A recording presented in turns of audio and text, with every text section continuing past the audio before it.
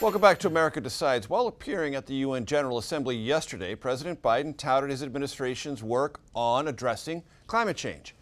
In California, lawmakers have often been ahead of the federal government when it comes to pushing climate policy, although they have not always been aligned on this substantive issue.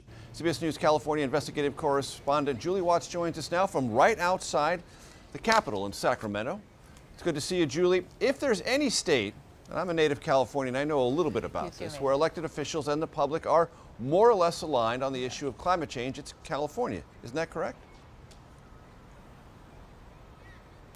Yeah, absolutely. You know, polling shows that the majority of Californians are concerned about climate change, and you'd be hard pressed to find someone in that building who would identify as a climate denier, at least an elected official in that building who would identify as a climate denier.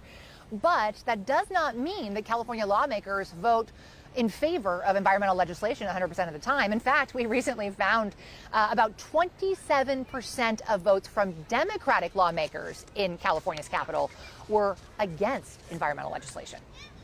And what would be the reasons for these lawmakers, in particular the Democrats you just mentioned, to either be against or not embracing of all manner of climate legislation?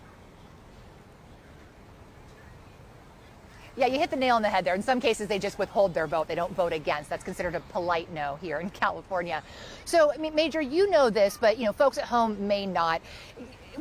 California is a leader, obviously, in environmental policies and in green energy policies. A lot of what they are debating in D.C.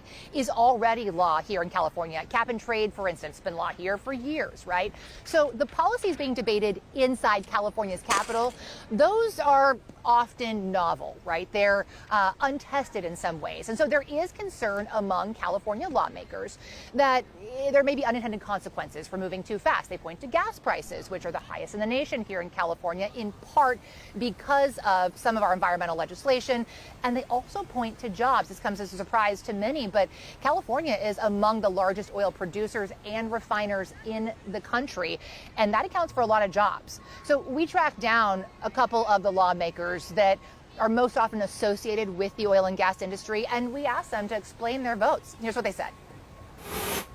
How do you explain your vote on these bills? Well, for me, I always look at the unintended consequences. Not every community can afford whatever policy we pass out here, not because they don't want to or they're climate deniers, it's because they just can't afford it. What do you say to your constituents who support climate change legislation, who want to reduce CO2 levels, and who see that you vote against these bills that have been billed as climate change reducers? I'd say I'm on the same page as they are. I want to reduce carbon emissions. I am a believer of climate change, but we as legislators have to look at issues from all sides. We have to think about what's going to, keep our economy going, what's going to keep people employed.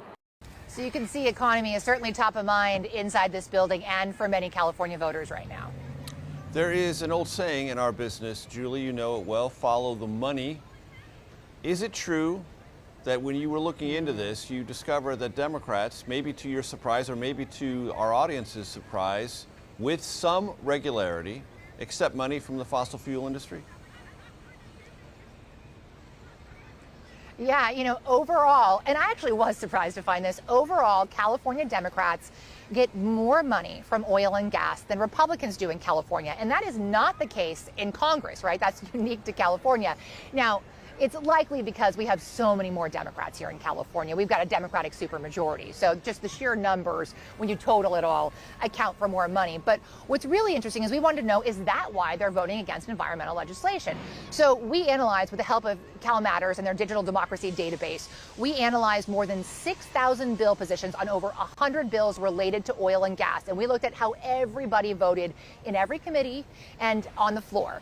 And we found there was not really a correlation between money and votes in favor of oil and gas. In fact, in some cases, people who did get money from oil and gas voted against their interests 100% of the time.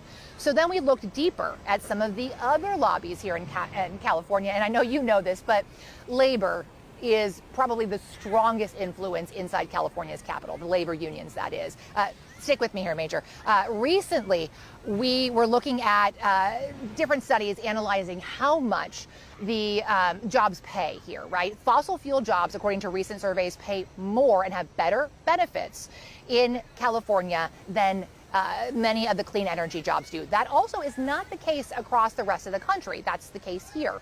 So you've got labor who are very supportive of the oil and gas industry because it means jobs. And when we looked at the bills, we found that those bills where labor was aligned with oil and gas were the ones that the majority of lawmakers did vote in favor, or at least in alignment with oil and gas. Bottom line, oil and gas has a much better track record on bills when they can team up with labor on those bills in California. Connecting all the dots and seeing through some of the assumptions. Julie Watts, thank you very much.